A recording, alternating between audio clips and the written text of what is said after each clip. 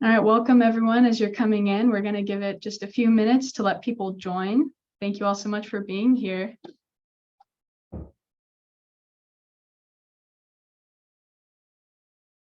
Maybe as y'all are joining, put in the chat where you're joining from, whether it's Fresno State, if you're from the community in Fresno, from a different college, go ahead and put it in the chat so we can take a look at that as everyone is joining.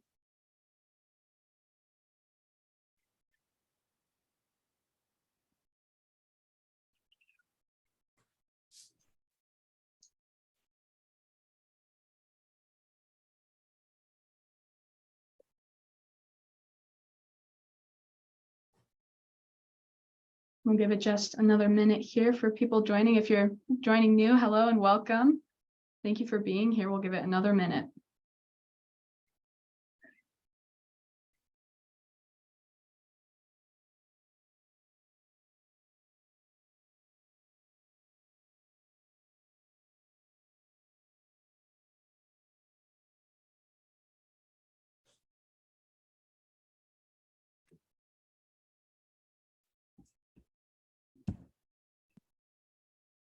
All right, well, hello everyone.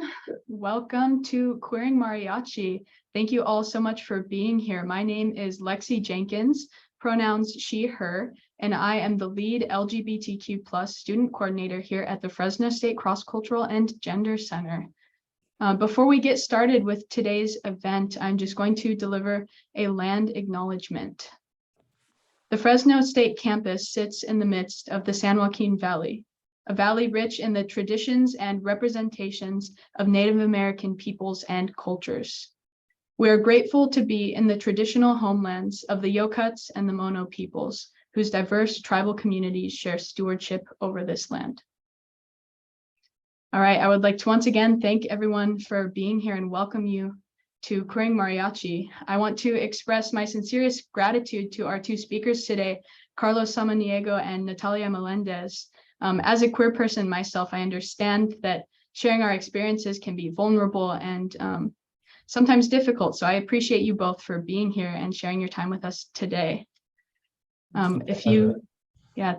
So we'll go ahead and get started with some introductions. If you could please both introduce yourselves, including your name, pronouns, identity within the LGBTQ+ community, ethnicity, and your role within the mariachi group, Mariachi Arcoiris.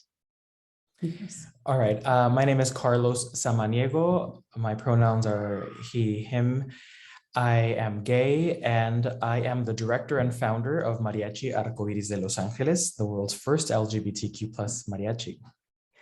Hello, and I am Natalia Melendez. My pronouns are she and her, and I am a musician in the world's first and only LGBTQ+ mariachi, Arcoiris de Los Angeles. And yeah, hello. Where'd you go, Lexi? Thank you so much. I was just dealing with some of the behind the scenes of the webinar. So thank you so much both for introducing yourselves. All right, so this question is for Carlos, our first question.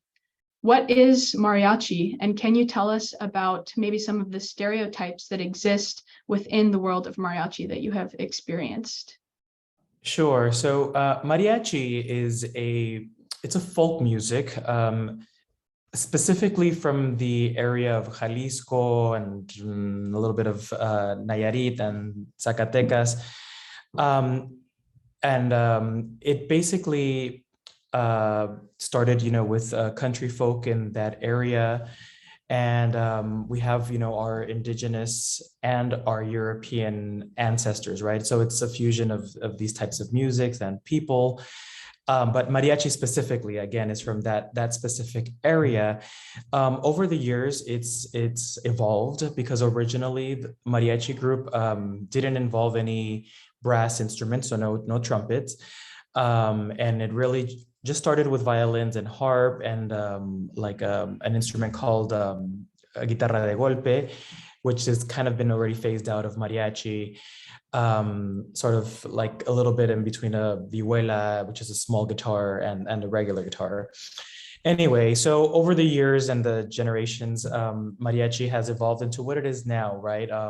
full violin section, full trumpet section, the guitarrón, which is the base of the instrument, harp. Actually, harp was one of the original instruments, and vihuela and guitar. Now, the brass or the trumpets weren't introduced really until about the 1940s and 50s, when they started to record more artists who sang this genre of music, and they needed an instrument that would come out clearer in recordings, and trumpet was the go-to. And ironically, now that's how people identify mariachi, is really with the sound of the trumpet, but it isn't one of the original instruments.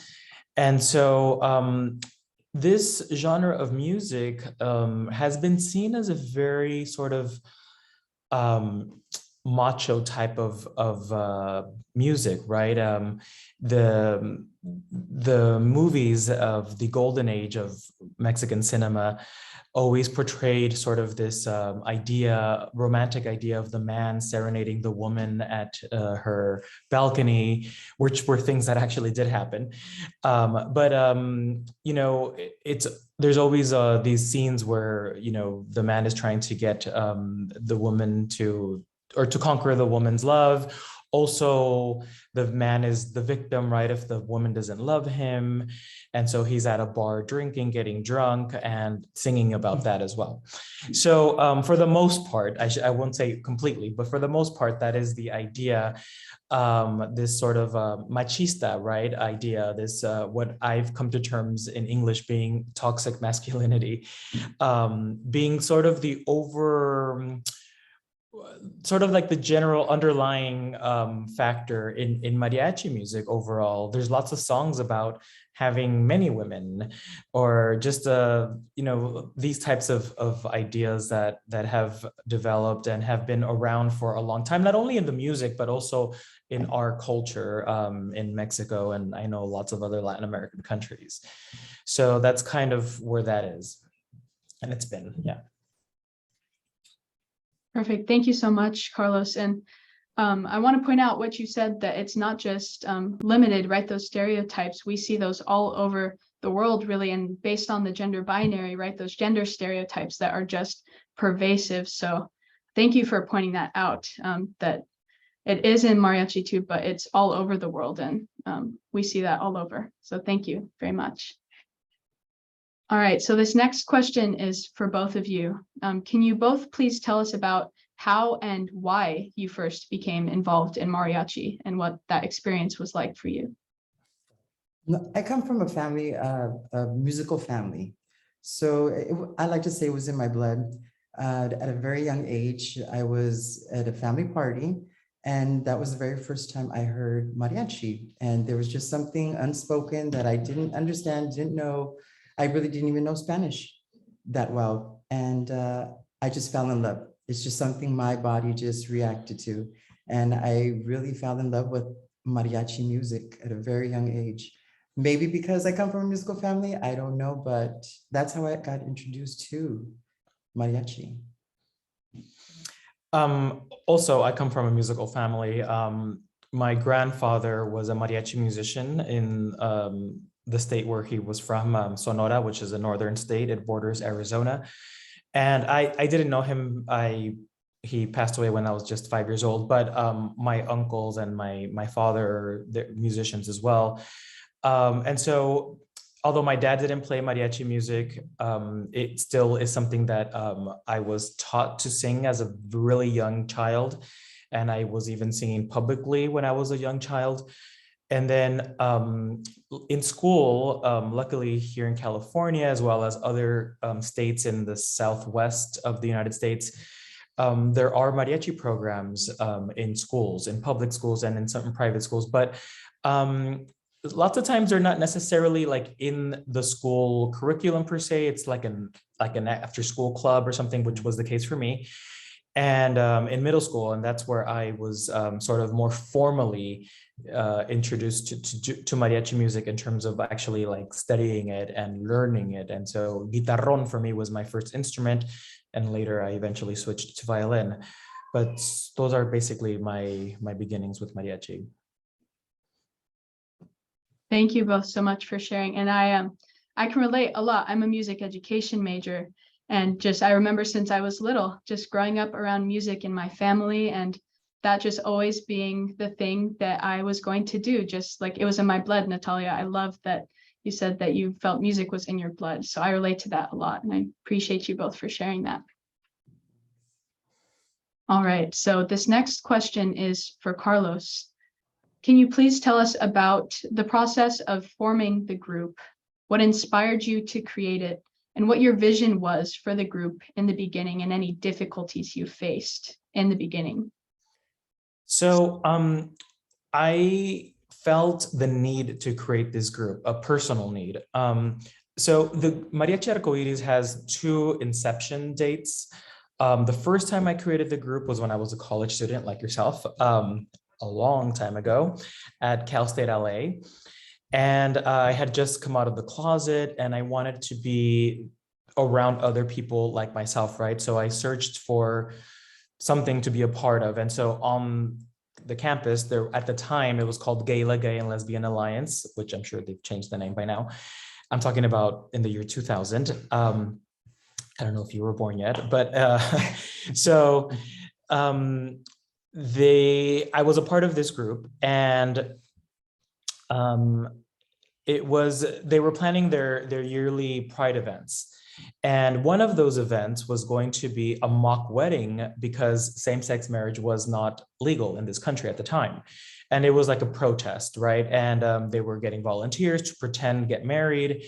And because Cal State LA is also a very Latino heavy campus, they said, well, there needs to be a mariachi at this wedding, right? Like there would be at any wedding. And they knew that I played mariachi professionally at that point. And they said, hey, we have a budget. Why don't you bring your mariachi coworkers and perform? And I kind of just thought out loud and said, hey, wouldn't it be great if it was an all gay mariachi? And of course they look at me and said, can you do that? And I'm like, oh, I don't know. I don't know if I know that many people who are out in the mariachi world. So I really worked hard at forming the group, which I called Mariachi Arcoiris de Los Angeles, even back then. And Arcoiris, for those people who don't speak Spanish, means rainbow. So it's the Rainbow Mariachi of Los Angeles. I worked hard to get this group going just for the one-time event back then. And in fact, Natalia was a part of that group back then. And this is before Natalia became Natalia the way we know her now. And so it was great. We did it for the one time, but the manager of this nightclub where we perform to this day came up to us and said, hey, I want to book you for our club and perform. You guys perform there twice a week. So we did that for a little while, just for a few months. I was really young at the time, didn't know how to really direct a group. So it kind of just fizzled out. But that was the seed that was planted in me, right? Because I had created it at that point for that reason. So over the years, as I perform professionally with lots of other mariachis here in Los Angeles and Southern California and in New York as well, unfortunately, I had to encounter a lot of discrimination, right? And homophobia and bullying. And because I was openly gay, and, you know, at the time, a lot of these musicians that I worked with had never worked with an openly gay person, and they frankly didn't know what to do with me or how to treat me or what to do. When frankly, you know, I just want to be treated like any respectable human being. And so I'm just there to work like everyone else is, right? And so I encountered a lot of these negative things over the years. And so every time something like that would happen, I would always think to myself, one day I'll recreate Mariachi Arcoiris, and one day over the years. So finally, at the end of 2013, I can't even really remember what it was exactly, but there was something that happened, like a snide remark or something. But it was the straw that broke the camel's back, and I decided, okay, I've had it. I'm gonna create Mariachi Arcoiris again, but this time so that there can be a safe space for other LGBTQ plus mariachi musicians, where we can come together, rehearse our sacred, loved mariachi music, where we can perform it in an environment that's free of the discrimination and free of the bullying and all of those negative things. And so the second time of creating it, we celebrate our anniversary on Valentine's Day of 2014. And for these more personal reasons of needing to have this group, I felt that I couldn't be the only one going through this. There have to be other musicians that need this space as well. So that is the reason for creating Mariachi Arcoiris for the second time.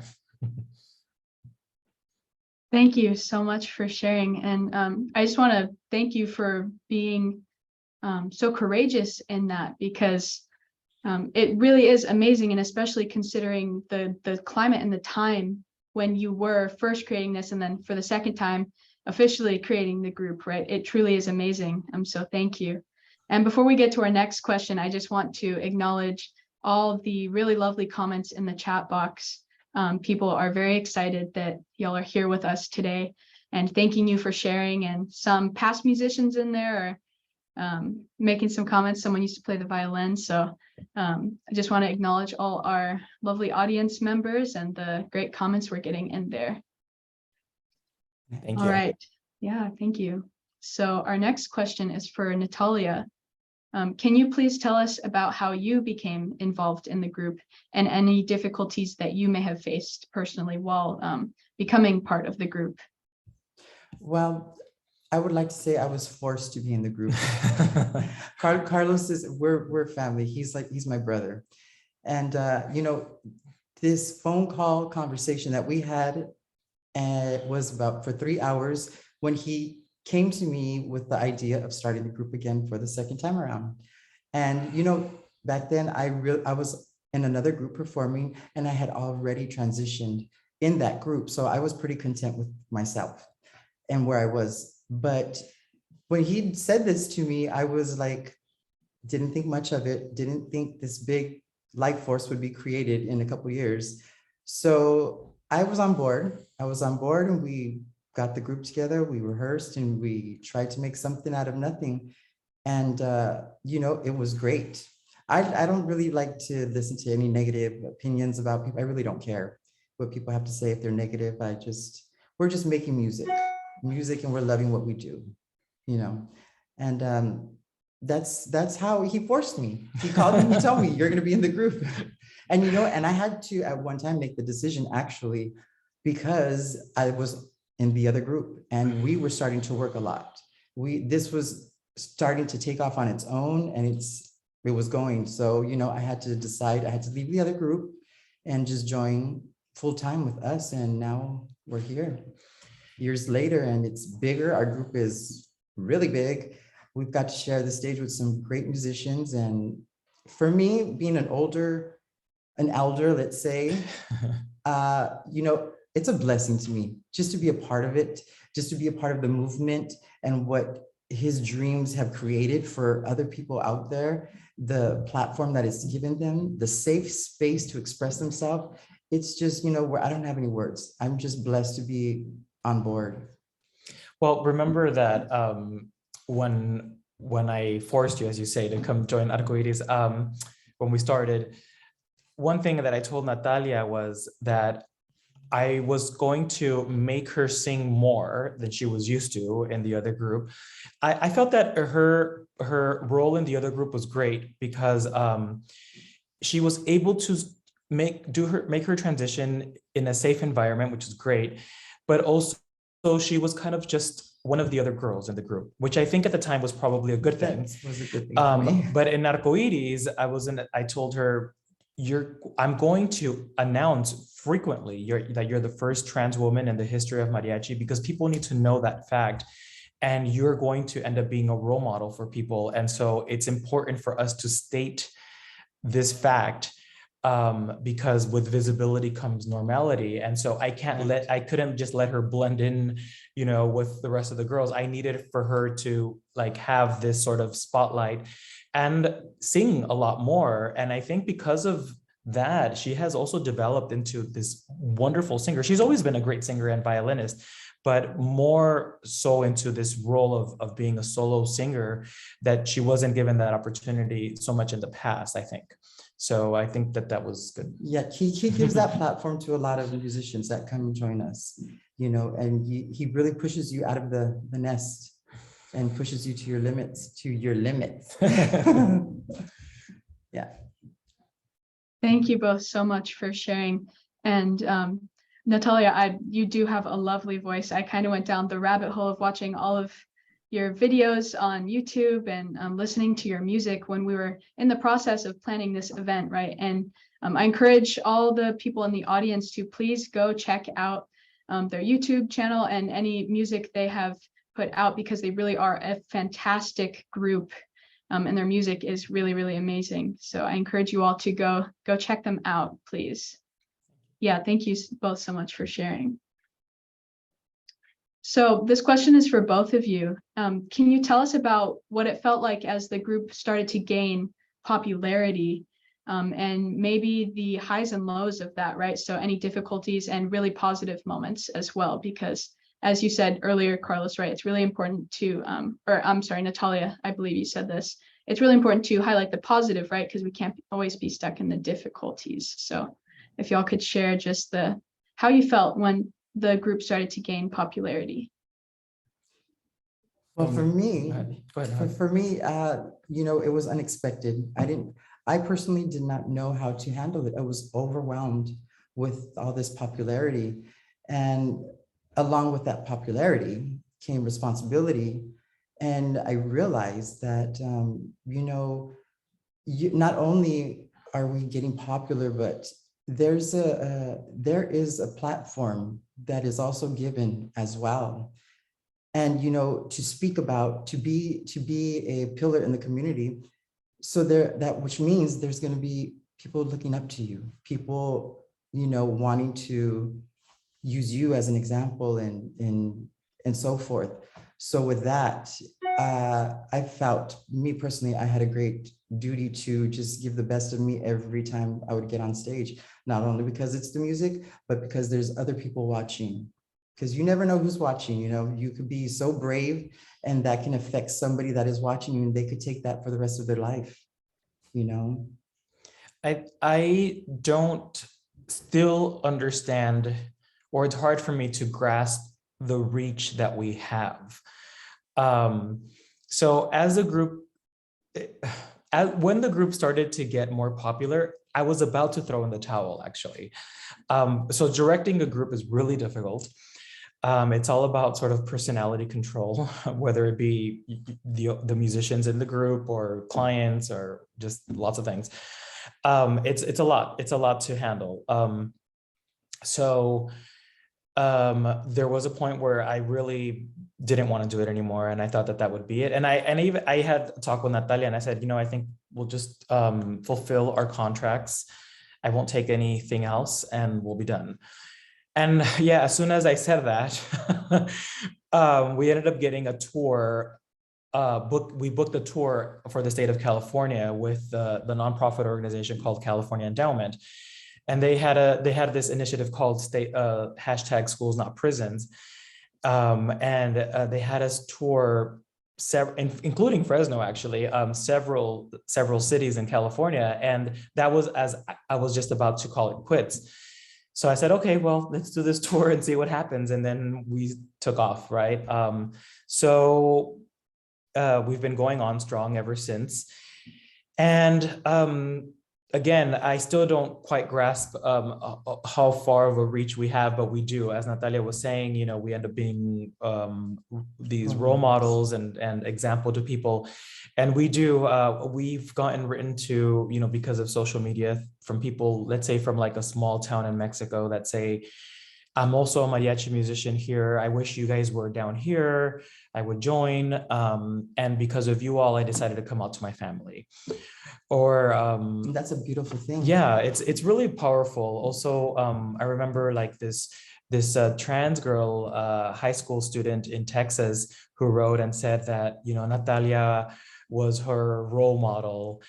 And that's beautiful. There's been like the parents of queer youth that have written to us, and how they've told us that they will show their children the videos or our website to their kids. So because they think that we're positive role models for their queer children. And that's so amazing because, it, as someone told me who actually wrote their doctoral dissertation on Mariachi Arcoiris, because I say that I created the group to create the safe space for the musicians, but it turns out, as he stated, that we provided a safe space for our audiences as well.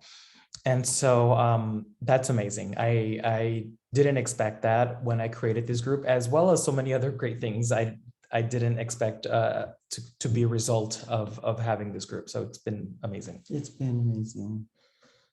We've been given this opportunity to be extraordinary, and we're just trying to do the best at it. Well, I think y'all are doing a phenomenal job. Thank you both so much for sharing it. And as you said, you do have this amazing ability to reach so many people and inspire people. And again, in the chat, people are saying how much they appreciate y'all being here and sharing your experiences, how beautiful it is. Some people are saying they're about to tear up. So I hope y'all know how important your contributions to the world are, whether it's in the world of mariachi or the LGBTQ plus world or just the world in general. Y'all are really making important contributions. So thank you so much. Thank you, everybody. Yeah. All right, the next question is for Natalia, and we have kind of touched on this already, but again, you are the first openly transgender woman in mariachi history. What does this title mean to you, and how has it influenced your experience in mariachi? Well, like I said, it's overwhelming. I really literally just want to remain humble and hardworking and enjoy playing my music. But this popularity thing is some serious business. It can be overwhelming. So I try to just give the best of me every time. And I really don't listen to negative. I don't have time for it. I really don't care. And, we're just going to be fabulous. Just want to be fabulous and hit the stage. And with that, the platform, like I was speaking about, just be a good representation of a trans woman.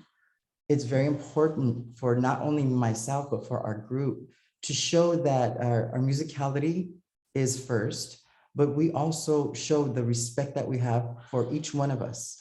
We have to respect ourselves in the LGBT community. There's a stereotypical thing of LGBTQ people being derogatory at times. And that's a mess because, for us being in mariachi, this genre of music, we have to respect, because people need to know that we respect ourselves and we respect others and we love our music and we respect that music. So that's very, very important to me and to our group, that we continue to be that example of that. Yeah. So I hope I'm doing as good as I can do. Thank you so much.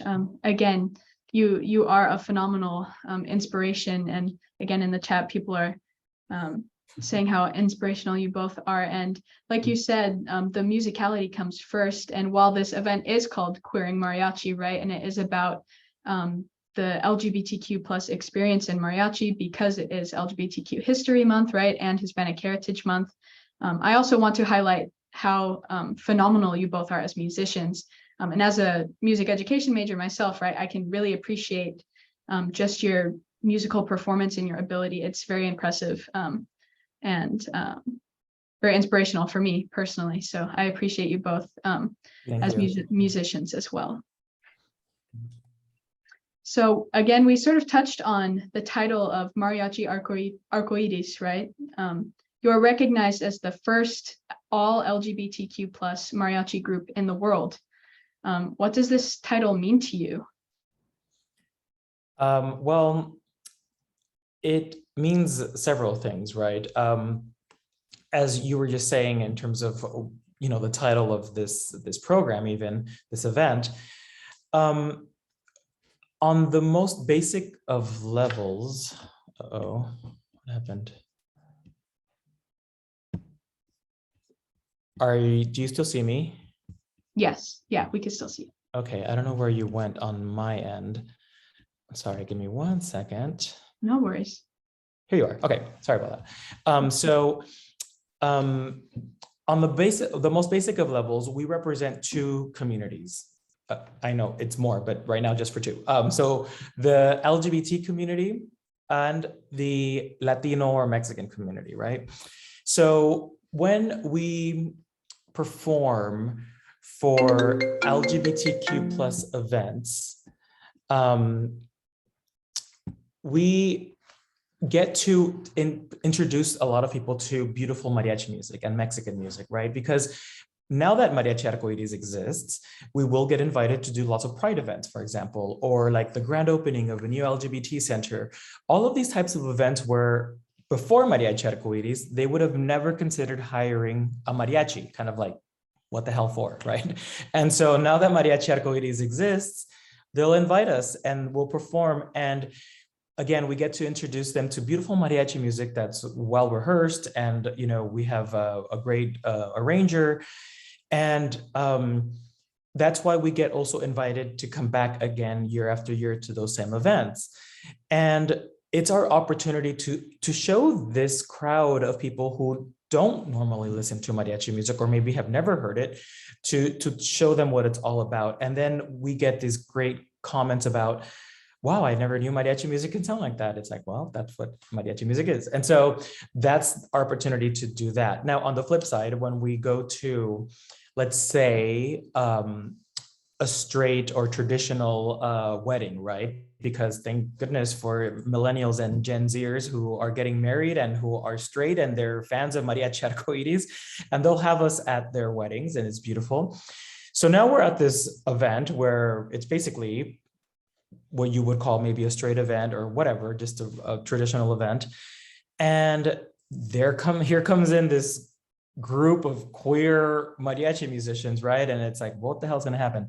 So we're showing them that we know what we're doing when we play mariachi music. We can play the heck out of mariachi music, and we're still being true to who we are authentically. And so now we get to represent the LGBT community at this type of event, and they get to see now that, I guess it doesn't matter if I'm openly gay or if she's transgender, because we can still play the music well.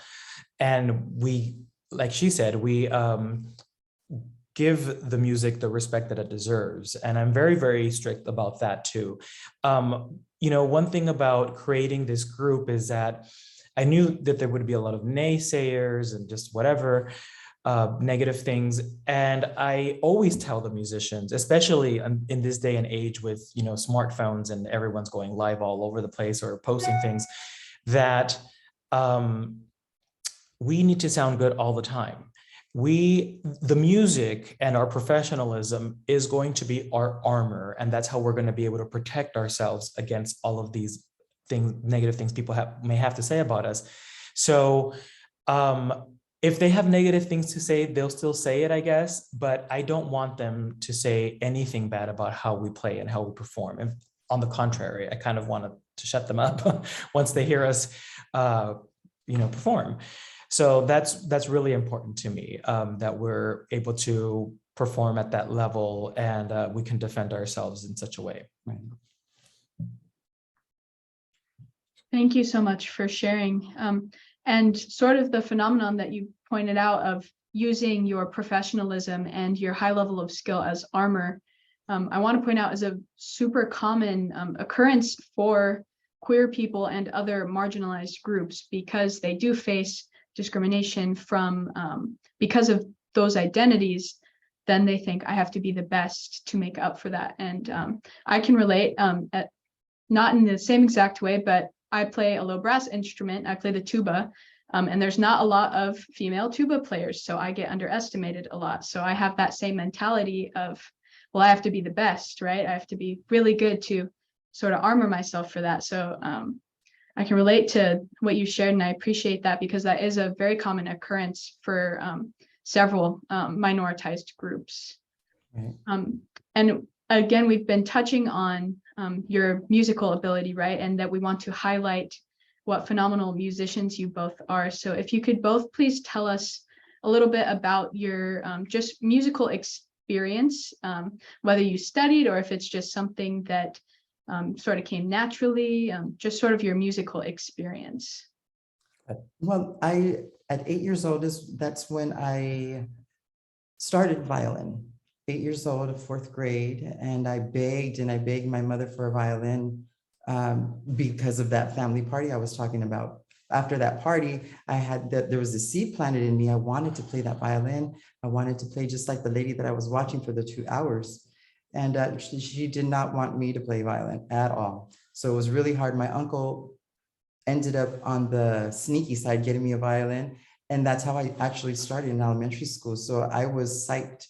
I started when I was in fourth grade, and I had studied violin throughout my young teenage and my adolescent years to now. I also studied vocally in East LA at a music and art school. And so I studied my violin and my vocals to now, and we still study. Yeah. You never stop studying. You got to keep on studying. Of course. Yeah. It's an ongoing thing forever. It's ongoing. I studied as a young person as well. I went to Cal State LA. I have a degree in music. I studied classical violin and singing. After I got my degree, I won a scholarship and studied in Italy for an opera program. Then I studied in New York for another opera program. And so that's sort of my formal training as a classical musician. I never stopped playing mariachi music, except for the short time that I was in Italy. You know, mariachi music has always basically been my bread and butter. You know, when I was in college, it paid for college, and later in life, it was the way I made a living. And so I'm fortunate to have that background so that I can apply that towards now directing this group. And now, thanks to that as well, I'm also teaching the mariachi class at Cal State Northridge. And so I guess because of my background and experience, they hired me as their mariachi instructor. So I've been there now as well. So what I wanted to say too, in regards to this question, and a little bit from the previous question, in terms of how we have to sort of, or, you know, we think we have to step up our game because of all of these sort of marginalized, you know, positions that we're put in so that we can be seen as being an equal to other people. I have always felt that women in mariachi for me have been an inspiration. So, you know, nowadays there are more women in mariachi and more all-female mariachi groups. But when I was younger, I remember there was maybe just the one, and for me, you know, and for both of us, we had a teacher in common. Her name was Laura Sobrino, who has passed away, unfortunately. And I saw her as an inspiration, right? Because in a world of men playing mariachi music, she was the one woman, you know, and for a long time, you know, I'm sure there were other women, single women here and there as well. But to me, she was an inspiration because she also taught music and mariachi music specifically. And so I have felt, and I have found inspiration from women in mariachi for me to also create this group. So that's how I feel about women in general. Thank you both so much for sharing. So starting from when you created it, right, and going through your experiences with gaining popularity to now. So Carlos, this is a question for you. What is your vision for the group moving forward? And what are you sort of hoping the legacy of Mariachi Arcoiris to be? Well, I think the legacy has been established. So if Mariachi Arcoiris were to end tomorrow, we have that going. Basically, creating this safe space, right, and making history. You know, we are documented in the U.S. Library of Congress for making history. Also, we're in a textbook published by Oxford University Press. Along with some other mariachis as well for making history in their own right. But the fact that we're included in there is amazing. So I think that has been established. In terms of what I want moving forward, I want to win a Grammy. What about you? So we're recording our second album right now, and I hope it's successful. And I would love to perform, on more international stages. We have been blessed. We've gone to Spain, for example. A few years ago, we went to Madrid and performed there. We just came from Mexico. We just came back from Mexico City in June. We went to perform for their Pride event, which was amazing because it's a huge what they call a march, and then it ends in their historic city center, which is the Zócalo, and that's where we performed on the stage in the Zócalo. And to be able to perform mariachi music in Mexico City for their Pride event it's powerful. Like, I don't know how you felt on stage, but it was a highlight in my career. It was a highlight. Just to be there, like he said, it's overwhelming, right? There, yeah. And to be with your people where the music came from. I wasn't born in Mexico. My parents were born here in the States, and to be blessed in so many ways and to be there live and to share our music and to be on the stage and people loving it. What can you say about that? That's history for us. I have no words. Like, I'm just getting overwhelmed thinking about it. I think also the fact that because we are the only LGBTQ plus mariachi group, they had to import one, right, to Mexico, which is the land of mariachi. And so, they brought us from Los Angeles to Mexico City to perform for this event. And that point in itself is important. So I'm hoping that we're able to do more of that as time goes on. So I think those were my goals: win a Grammy and perform more international. This group has took on its own life force, and we're just going for the ride. Yeah, it's pretty amazing. Yeah. Well, I think those are pretty amazing goals, and I hope to see y'all winning a Grammy sometime soon.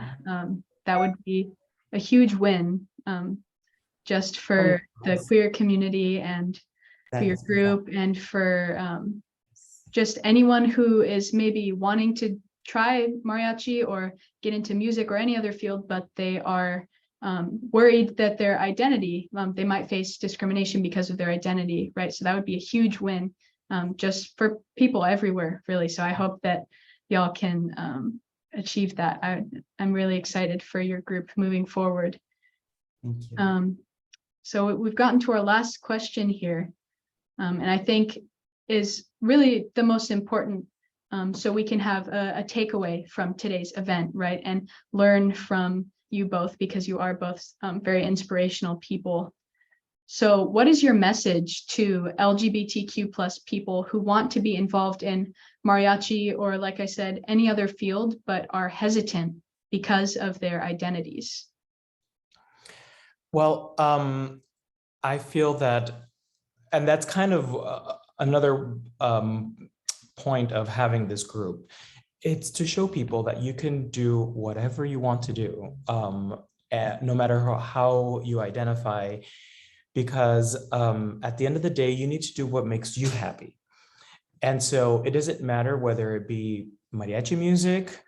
It doesn't matter if you want to be a lawyer, if you want to be a judge, if you want to be a construction worker, whatever career path it may be that is maybe seen traditionally as a man's job or something very gender specific. At the end of the day, do what is going to make you the happiest, and you will actually end up being happy. And I think we're an example of that. Natalia for sure is an example of that. So I'm just going to briefly say how, Natalia and we've known each other since we were teenagers, so about 25 years or so.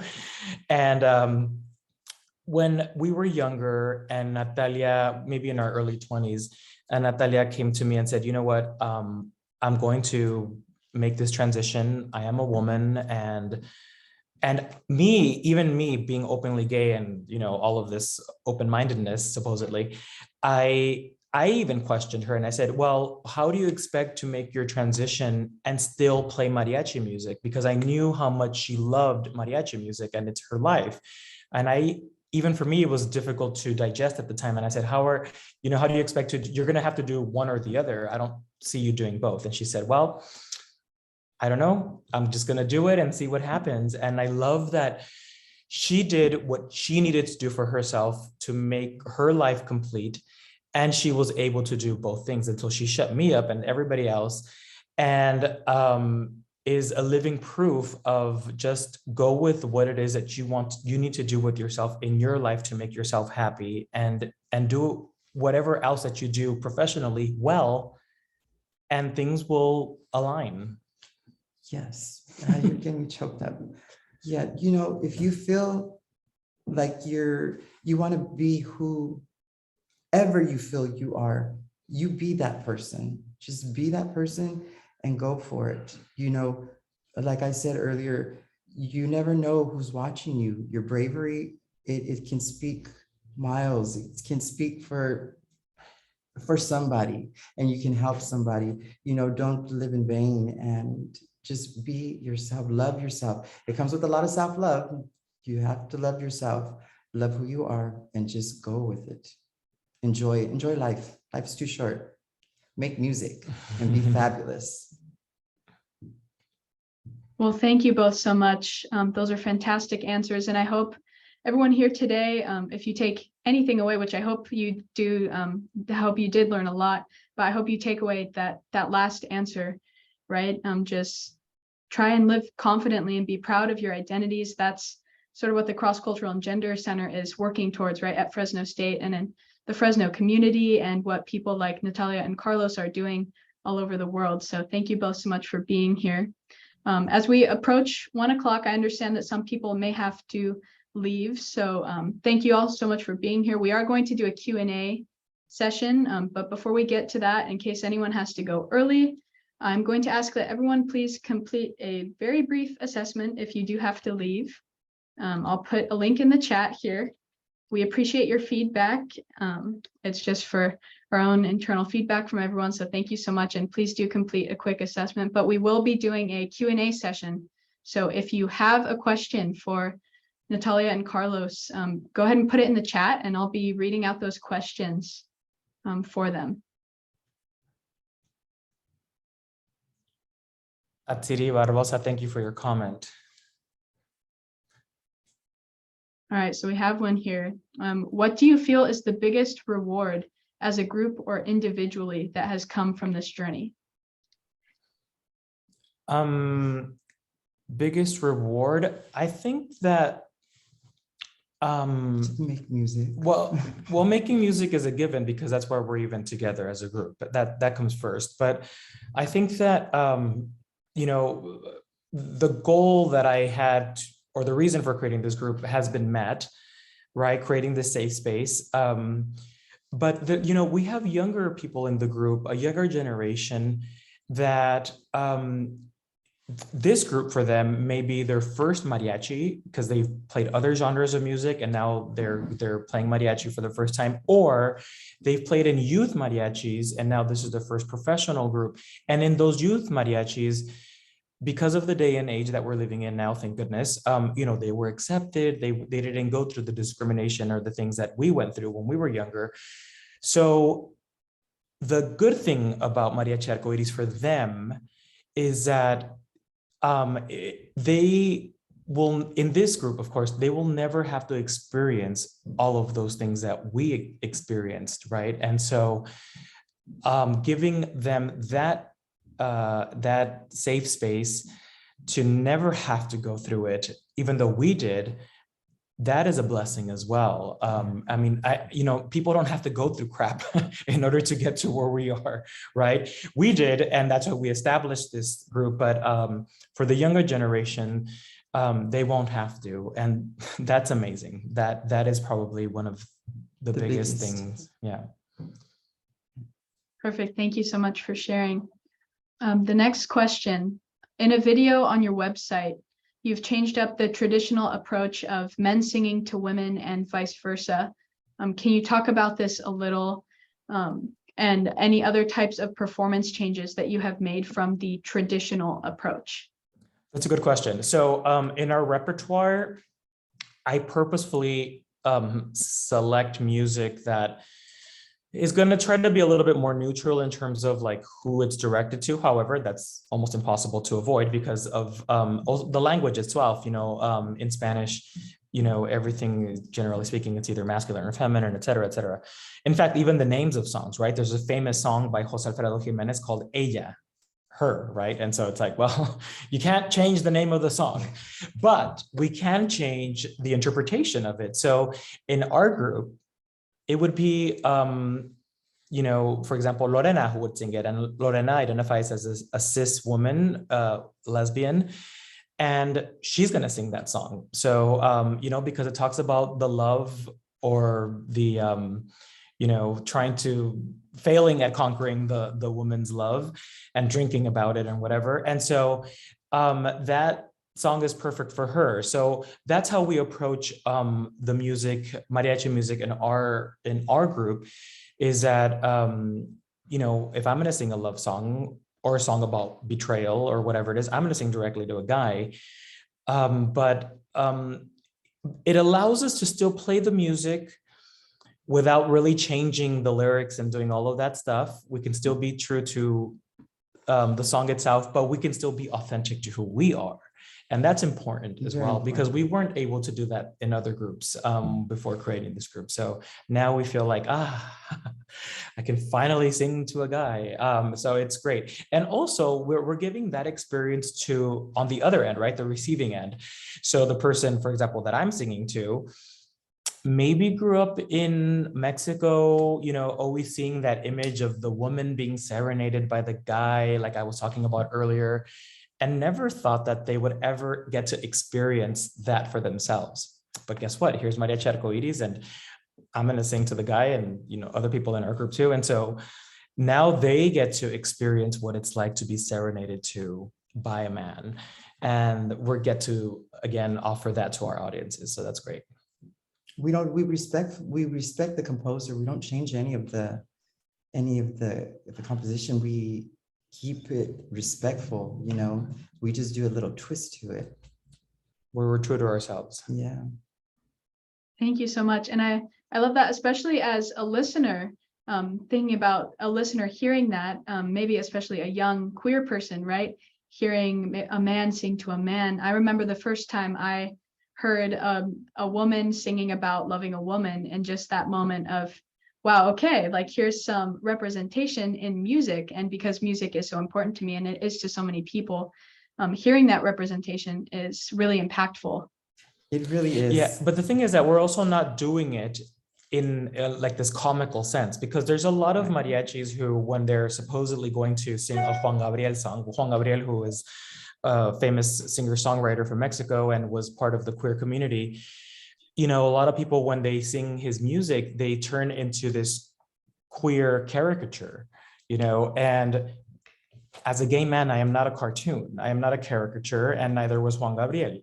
And so I think I find it very disrespectful when other mariachis do that, because we're not here for people to laugh at us, right? And so when we do it, we're being just true to who we are.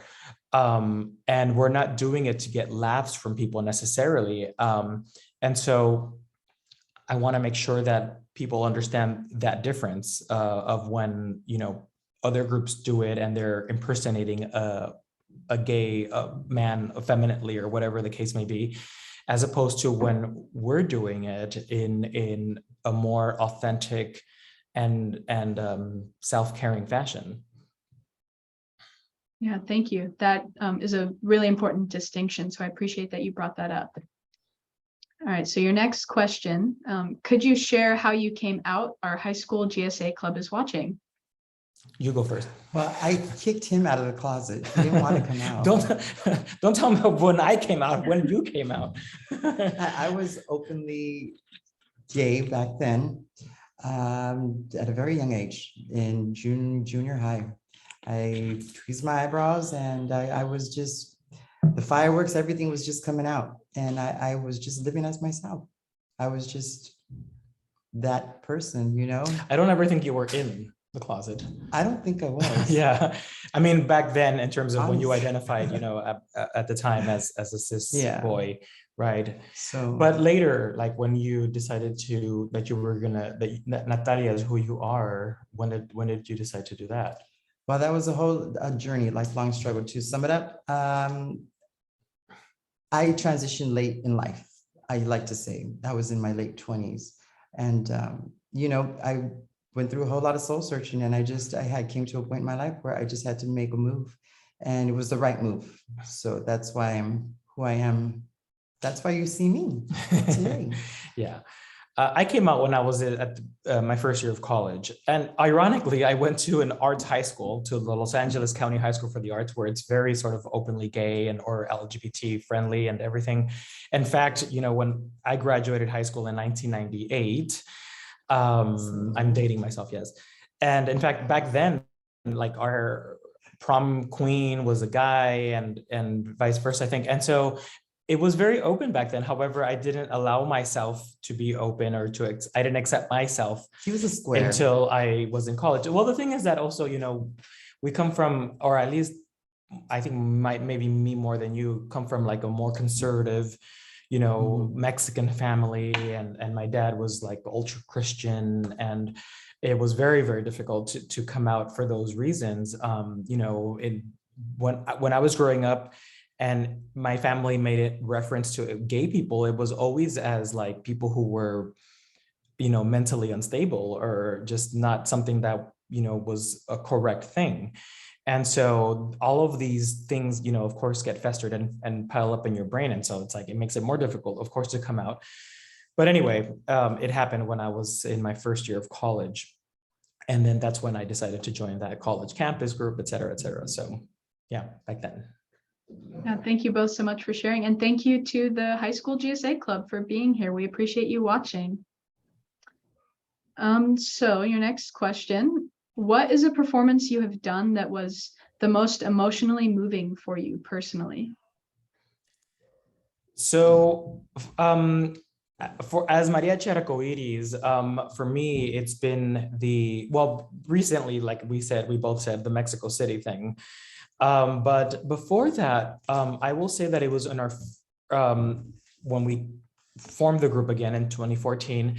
And that year, it was really, really difficult to start from nothing. And we started again in February of that year. And here comes December, right? And December 12th is a very important religious holiday for Mexicans and for Catholics in Mexico. It's, the day of the Virgen of Guadalupe, right? Now, mariachis have a ton of work that day. Like, you do not sleep. It's just a lot of work. And I was used to that, being with other groups. And now having Mariachi Arcoiris, we had zero work, nothing. So, at the time, the Catholic Church wouldn't hire us because of who we are and what we represent. And it was really difficult. Well, we ended up getting one church to hire us, and they are a church that is sort of like this kind of like Christian non-denominational church. They're very like queer friendly, very open, very liberal. And they have, in this case, this specific church or this branch has a very strong Latino following. So there's a lot of like trans Latinos who go there, right? Latinx people, and just it's very open. Yeah, sure. So they hired us, and we were very happy, right? We're like, yay, we finally have a gig on that day. And when we went, and we learned all the music for that day, of course, and we were doing the service, the religious service. And when the pastor was about to start his sermon, he says, and let me introduce you, Carlos Samaniego. He's the director of Mariachi Arcoiris, the first LGBTQ Mariachi. We got a standing ovation that lasted for several minutes. I don't even know for how long, maybe about 15 minutes. But it literally brought me to tears at that moment. And I'm getting like teary-eyed as I'm talking about it, because I felt like this congregation, this group of people who were playing in front of, that they got it, right? They understood what that meant. Just the introduction of Mariachi Arcoiris, the first LGBT mariachi, they understood that everything that meant. And it was hard for me to like keep it together because, you know, there as a professional trying to perform this music and singing, but I couldn't, you know, I just let the waterworks and it was overwhelming. So, and that was like early on, right, of having this group. And so that it showed me that there is an audience that understands who we are, why we exist, and also needs us to be around. That filled our spirit. Yeah. Yeah. For me, when we were in Mexico just recently, that's an up-to-date one.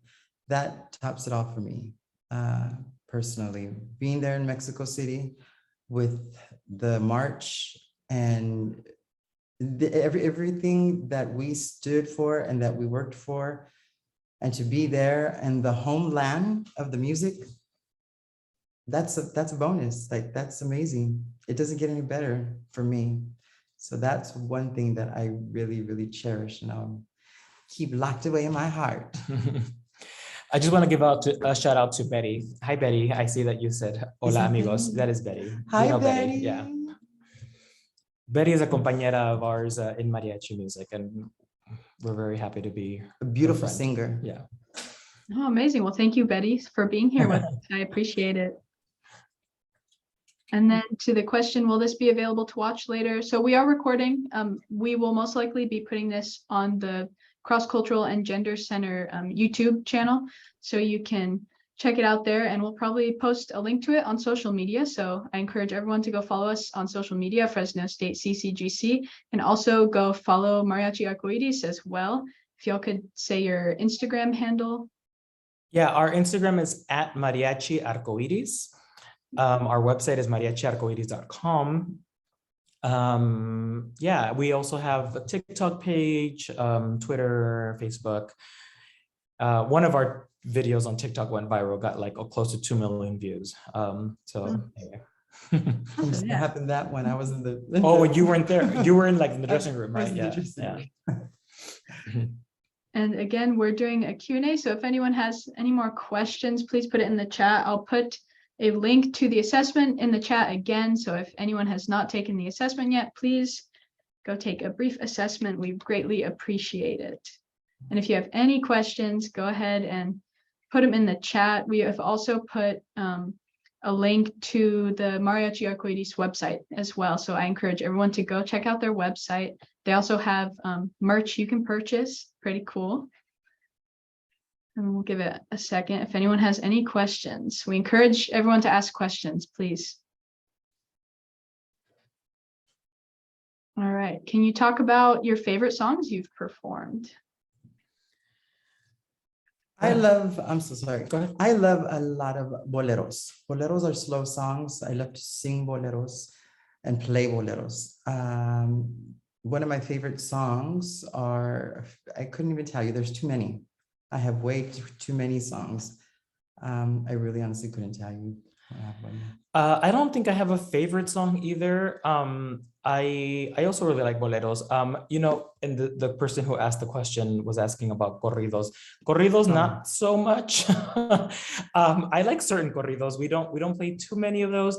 Corridos kind of tell a story, and generally speaking, it's the story of a bandit or perhaps a horse traveling through different states. I will say that we do perform a lot of Juan Gabriel music, and luckily for me, since I direct the group, I'm the owner of the mariachi, I'm the one who really decides what repertoire we do. I mean, obviously, if one of the musicians really wants to sing something, you know, we'll do it for the most part. But Juan Gabriel, for me, as I mentioned before, you know, is probably Mexico's most successful singer-songwriter, right? He wrote over 1,000 songs, whether they were songs that he wrote for himself to sing and record or for other artists. He made a lot of other artists very famous as well. And again, he was part of the queer community as well. And what I love about his music is there's just it's varied, right? It covers the whole spectrum of emotions and feelings and genres and everything. But also, what's great about his music is the fact that no matter how macho people think they are or manly they think they are, you know, and they're a lot of them like are also homophobic. These people, when they hear Juan Gabriel's song come up, like Se Me Olvidó Otra Vez, they're right there singing along with the recording, crying to it and drinking to it and all that stuff. So it's like, well, you know, what's great is that the music transcends everything else, right? And at the end of the day, they're singing along to this queer composer, and I love that. So we do a lot of Juan Gabriel music. Especially, I like the music that he wrote for other artists as well, like for Lucha Villa or for Rocío Dúrcal. So we'll do a lot of that music. Yeah. Thank you. All right, so we have another question. How has your Latinx experience been through mariachi music and your journey as a group? You mentioned your performance in Mexico being almost a full circle moment. What else has there been for you?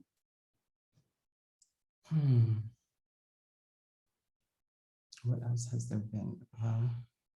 There's some. Well, I think that when, for example, like when we went to Madrid, right? So the person who took us there was the American embassy in Madrid invited us to go. And the person there, his political post was the cultural attaché. And he discovered a Mariachi Arcoiris and thought that we would be perfect for a week of events during something called the International Day Against Homophobia, Biphobia, and Transphobia, which isn't really that known too much here in the United States or celebrated here, but it is in other countries.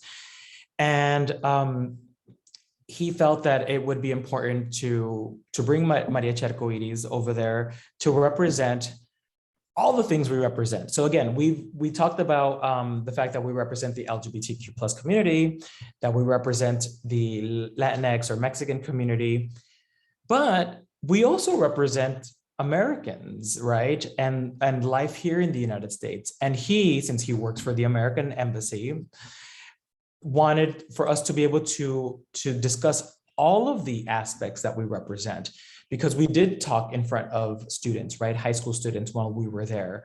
And we did talk about sort of all of the different facets, us as, you know, American-born citizens, the children of Mexican immigrants that play mariachi music, that's a folk music from Mexico, but in the United States, and we're queer. So it's like, there's all of these layers, right? And so being able to talk about that representation and what all of that means, and performing our beautiful music in Spain, that for me was one of it was an important that's a good point aspect, right? Yeah, that's been a couple of years ago for me. Well, it was like the year before the pandemic, so yeah, because the pandemic doesn't count. Thank you both so much for sharing. And something that we kind of touched on but didn't name, right? Intersectionality. And sort of what you're explaining with your opportunity to perform in Spain and discuss your intersecting identities, right? We talk about intersectionality a lot at the Cross Cultural and Gender Center, and I think it sometimes is overlooked because we focus so much on, oh, well, I'm queer, or oh well, I'm a woman, and your different identities, right? But it's really important to consider those intersectionalities and how they interact with each other and sort of create this beautiful but sometimes chaotic, right, existence, and how beautiful intersectionality can be. So thank you for pointing that out and highlighting that. Yeah, for sure. It's important. All right, another question. Do you have any contact with other queer cultural groups who perform in the arts? Yes, we have contact with, like, for example, the Gay Men's Chorus of Los Angeles. We've performed with them. There's also I forget the official title, but I don't know if it's the Trans Chorus, I think, as well. We have collaborated with them. here in Los Angeles. There's also El Coro Gay de la Ciudad de Mexico. So again, the gay chorus from Mexico City. And we've performed with them both here in Los Angeles and in Mexico City. And I believe in terms of performing groups, is that it maybe? We have a lot of connections. Oh, no. There's importantly, there is Mexico de Colores. Oh. So Mexico de Colores is important because they are a professional folk dance group from Mexico City. And they perform everything in drag. And they're spectacular. Honestly, they have the same sort of mentality that we have in terms of putting on a professional performance. And because of course they're going to be judged, of course they're going to be, there's going to be naysayers, etc. And so they have to dance well. They're well-trained professional dancers. And their stories are so touching because they tell their stories through dance. There is this one cuadro or routine that they do that's dedicated to the victims in the trans community, and like that one brought tears to my eyes. They're amazing. So they're called Mexico de Colores, and we have performed with them in Mexico City a couple of times as well. So I think those up until now, those have been the other queer cultural groups that we have performed with, but we're always in touch with different venues and different groups that hopefully we'll get to work with in the near future. Awesome, thank you for sharing. And I know it was kind of discussed and beforehand, just briefly mentioned, but the possibility of having y'all at Fresno State, I don't know what the audience would think of that, if y'all could put it in the chat, but the idea of bringing a queer mariachi group to Fresno State, which is a Hispanic serving institution and has a mariachi festival, right, would be just phenomenal. And I don't know if y'all can see in the chat, we're getting yes, exclamation point, please, that'd be awesome. So yeah, maybe something to think about for the future. Absolutely, of course. We'll go anywhere we get hired for. So we've like I said, we've been to Fresno, not to Fresno State, but we've performed in Fresno. We've performed at Sonoma State University a few years ago. We've gone to Colorado and performed at the university there.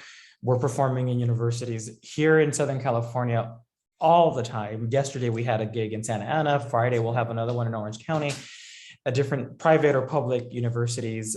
So yeah, wherever we get booked, we'll go and perform, and hopefully we get to perform at your university soon. I would love that.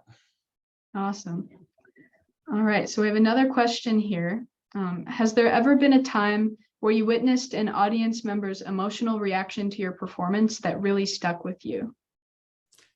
It's become so frequent for me. When I get to see like him sing to another man and the man just engaged, and to see it's as if nobody else is existing and it's just them two. It's really beautiful to see, and it's more frequent. Don't you think?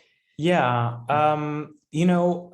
Generally speaking, I end up just choosing somebody who's near the stage because, my microphone will only go so far, or it's a big venue and I don't want to get, the lighting to get too far off from where I am or whatever. So I normally pick somebody who's close to the stage and I'll sing directly to that person. And there is, like she says, I get so focused in what it is that I'm doing. I don't know if it's my opera training, maybe like in terms of like acting and just being in that moment, that it's as if nobody else was around. And whether it's a song, like I said, about if it's romantic or if it's about betrayal and I'm telling the guy off. Telling the guy off. That's fun to see too, because when he tells them off, he really gets into it.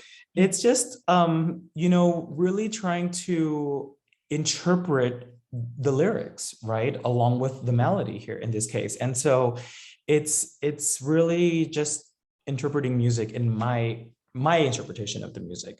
I'm not impersonating an artist. I'm not trying to be like whomever else. I'm just being me and interpreting the music through Carlos Samaniego. And so in doing so, there have been some very strong reactions. And it's been beautiful. That's all I Never can any say. bad ones. No, I don't think so. No bad ones, just all good ones. That's amazing. Thank you so much for sharing. And that looks like that was our last question. If anyone has any more questions, go ahead and put them in the chat now. And we'll just give it a second for that.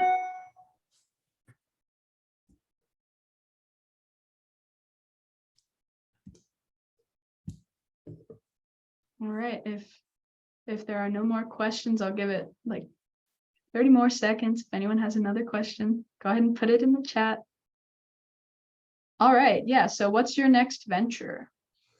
Well, it's hard to say. We're always performing, like literally all the time. And so for sure every weekend, and then sometimes also during the week. And because like your event, you know, and we're getting to the end of Latino Heritage Month, and you know, next week is National Coming Out Day. So we're just kind of having a lot of performances. So like next Tuesday, we'll be performing at UC Santa Barbara because of the two items that I just mentioned. So they wanted us there for National Coming Out Day, as well as the end of Latinx Heritage Month. So that's coming up next, but we're always performing all over the place. At the end of the month, we'll be in Palm Springs for a drag brunch. And we're also trying to finish our second album Oh, as right. well. Yes. So we're doing all these performances, but we're recording too.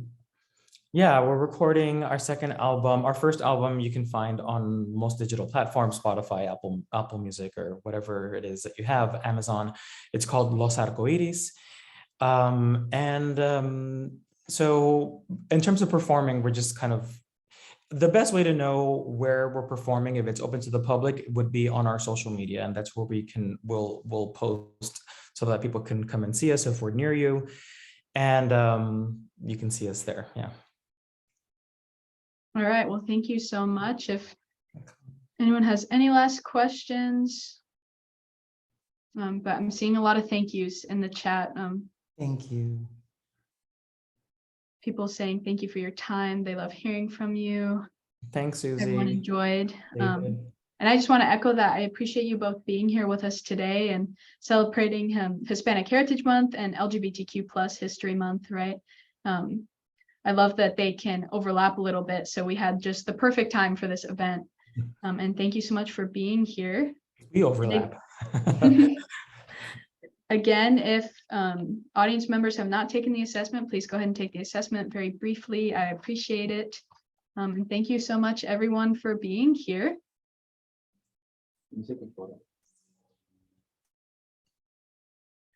And if I could just get a quick picture of the screen here.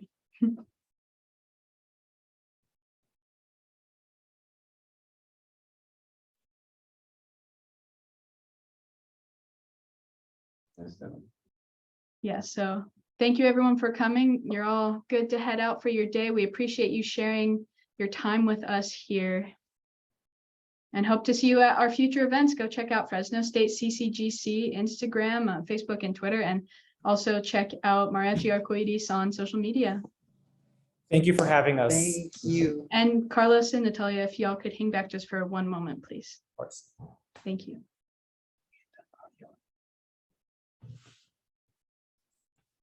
Bye, Betty.